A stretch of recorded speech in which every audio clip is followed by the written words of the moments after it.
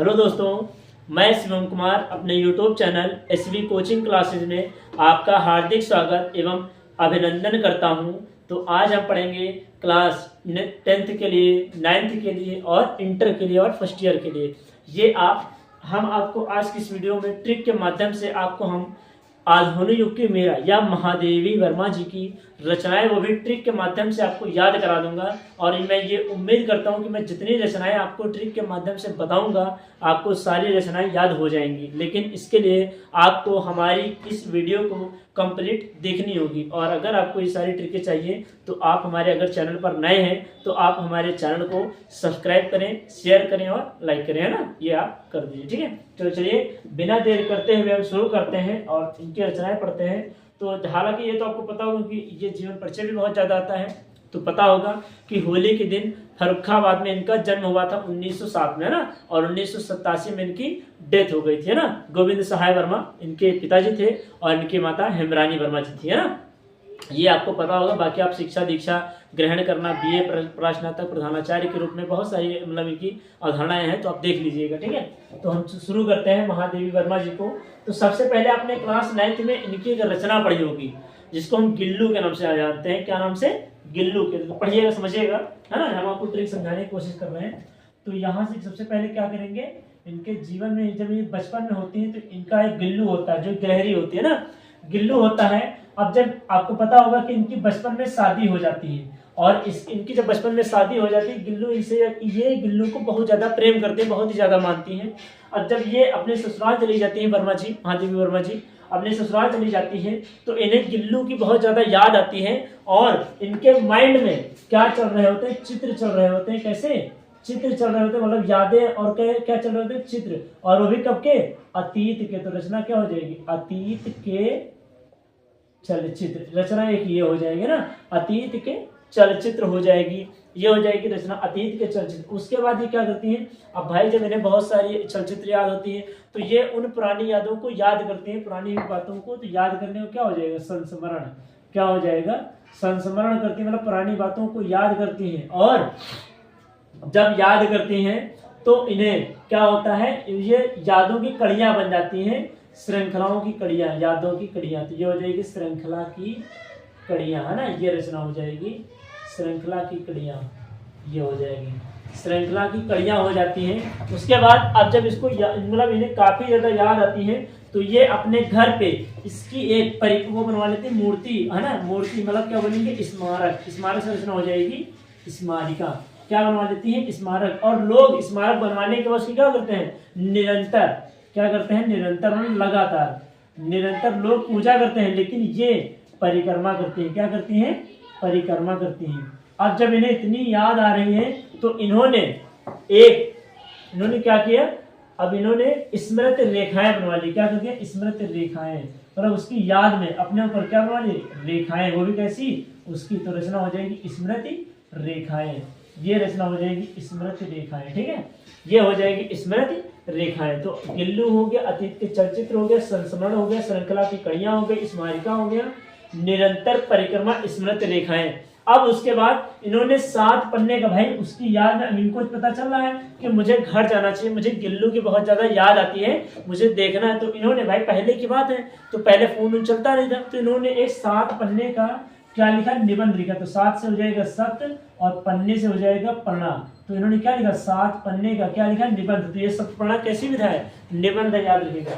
7 पन्ने की इन्होंने निबंध लिखा और मुझे गिल्लू से मिलना है। अब ये बात जब इनके हस्बैंड को पता चली, महादेवी वर्मा जी के, तो उन्होंने कहा कि नहीं, तुम्हें नहीं जाना है, मैं घर के बाहर एक रेखा खींच देता हूँ। क्या रेखा खींच देती हूँ? वो भी कैसी? अग्नि की। तो क्या हो जाएगी रचना? अग्नि रेखा। यह रचना हो जाएगी अग्नि रेखा। और अग्नि रेखा खींचने के बाद कहते हैं अगर तुम इसके बाहर आई तो मैं तुम्हारी टांगे तोड़ दूंगा, ऐसा बोलते हैं ना। तो कहते हैं कि आप कुछ भी कर लो, मुझे गिल्लू से मिलना है क्योंकि मुझे उसकी बहुत ज्यादा याद आती है। मैंने उसके लिए अपने घर में स्मारिका बनाई है, मैं जिसकी निरंतर परिक्रमा करती हूँ ना, और मेरे मन में जो अतीत के चलचित्र है वो उसकी ज्यादा याद आती है ना, स्मृति रेखाएं बन जाती हैं। तो ये सब काफी चीजें उनको बताती हैं। कहते हैं फिर भी नहीं जानते, फिर भी तुम्हें नहीं जाना है। तो काफी होने के बाद अब ये फिर जो है अब हालांकि ये चोरी छुपे जो है अपनी की एक सहेली होती है उसी गांव में, भाई जहाँ शादी होती है शायद से सहेली, तो इनके एक सहेली होती है किसकी, वर्मा जी की, महादेवी वर्मा जी की, और जिसका नाम होता है दीपशिखा। क्या नाम होता है, दीपशिखा। तो यहाँ से रचना हो जाएगी दीपशिखा। अब दीपशिखा को ये जब फोन करती हैं, है ना, कि क्या मेरे गिल्लू की तबीयत सही है, तो ये कहते हैं कि नहीं गिल्लू की तबीयत सही नहीं है। दीपशिखा कहते हैं गिल्लू की तबीयत सही नहीं है और आप आ जाओ और मिल जाओ, है ना। तो उसके बाद अब जब जो है इनके पास एक गाड़ी होती है, और उस गाड़ी को याद रखिएगा, अभी हम बताएंगे, वो भी कब की, 82 मॉडल की। और गाड़ी का नाम क्या है, गाड़ी का नाम है यमहा, है ना, आप समझ गए होंगे, यमहा। तो ये गाड़ी का नाम हो गया, कब की मॉडल है, ये 82 मॉडल की, याद रखिएगा, है ना। तो इनके पास एक गाड़ी होती है, किसके पास, महादेवी वर्मा जी के पास में, कौन सी, यमहा, जो कब की मॉडल की है, 82 मॉडल की, बताएंगे भी, यामा हो जाएगी 82 मॉडल की ना। इनके पास एक गाड़ी होती है जो 82 मॉडल की है। अब ये उस गाड़ी पर इनके साथ कौन कौन जाता है, तो देखिएगा, इनके साथ इनका पूरा परिवार जाता है। तो इनका पूरा परिवार क्या हो जाएगा, मेरा परिवार, इनकी रचना हो जाएगी मेरा परिवार, है ना, ये इनकी रचना हो जाएगी। अब इनके देखिए, अब मेरे परिवार में कौन कौन है, तो सुनिएगा, ऐसे ये ऐसे बनाएंगे, ऐसे, है ना, ताकि याद रहे ये। तो इनका लड़का होता है नीरजा, पहली रचना हो गई नीरजा।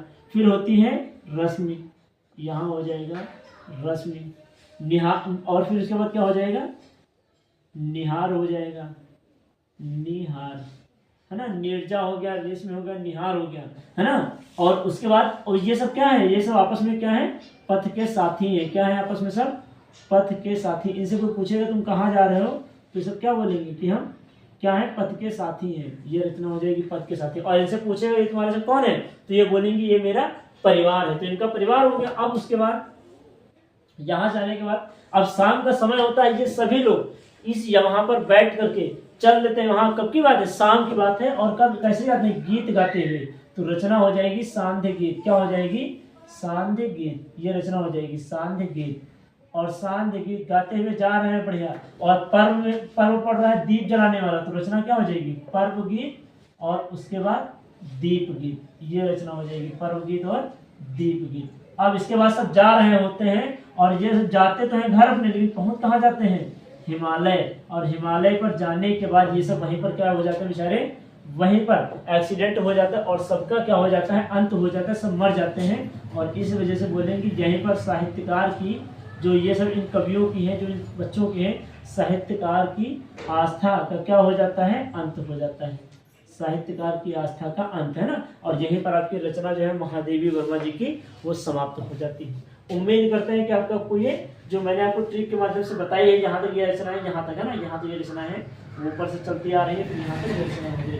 तो ये हो गई महादेवी वर्मा जी की रचनाएं ट्रिक के माध्यम से। मैंने उम्मीद किया है कि, और मैं उम्मीद करता हूँ कि आप लोग, जो मैंने आपको महादेवी वर्मा जी की आज की इस वीडियो में आपको ट्रिक के माध्यम से रचनाएं समझाई हैं या बताई हैं, आपको बहुत ही अच्छे तरीके से समझ में आई होंगी। और अगर आपको ये रचनाएं समझ में आई हैं, तो आप हमारी इस वीडियो को और इस चैनल को ज़्यादा से ज़्यादा लोगों तक लाइक करें, शेयर करें और सब्सक्राइब करें। तो चलिए मिलते हैं नेक्स्ट वीडियो में इसी तरह इंपॉर्टेंट रचनाओं के साथ में। Thanks for watching this video.